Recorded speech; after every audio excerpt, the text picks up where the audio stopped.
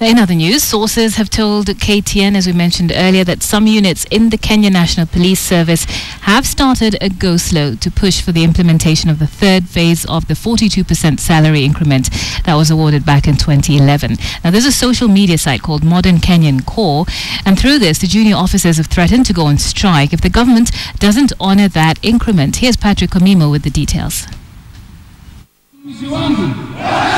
There is an apparent simmering discontent in the Kenya National Police Service. Officers in the lower ranks want the remaining 42% basic salary increment to be implemented fully. The officers are also demanding the introduction of the 5,000 shillings hardship allowance that was scrapped almost 4 years ago.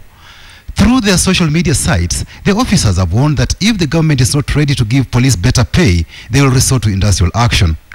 So, serikali imesema itatuongezea 42% in phases. So we got the first phase, second phase, and the third phase hatujui kwenye reported. The hardship allowance, it's only 600. That's amount 20 shillings per day. Our source revealed that some units in the General Service Unit, Administration Police, and the Prison Service are already on a go-slow. Kazi watu wanaingia kwa sababu watu wataki kujulikana, but response ndio iko very slow. Watu wanajua kitu inafanyika mahali, but hawazienda. Wizi inaripotiwa, but response ya askari ni very slow. They wana jam communication. The minimum basic starting salary and allowances for the lowest paid officer of the rank of constable is 21,000 shillings.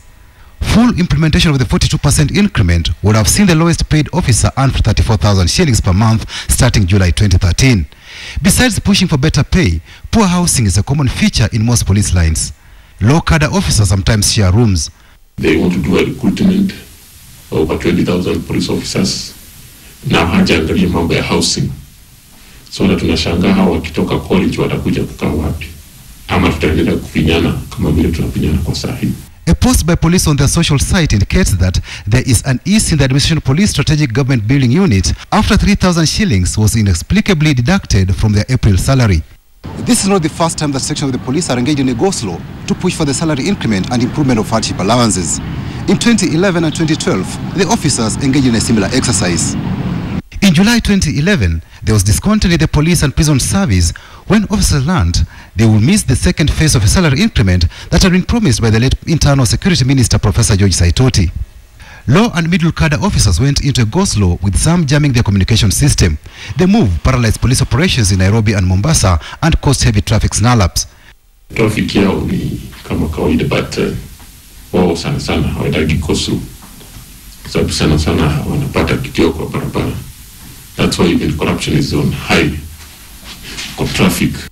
Police and prison services are part of the discipline service where industrial action is prohibited. The Cabinet Secretary for Interior, Joseph Kaiseri, and the Inspector General of Police, Joseph Boynet, are yet to officially respond to the go-slow and strike threat. Patrick Omimo, KTN.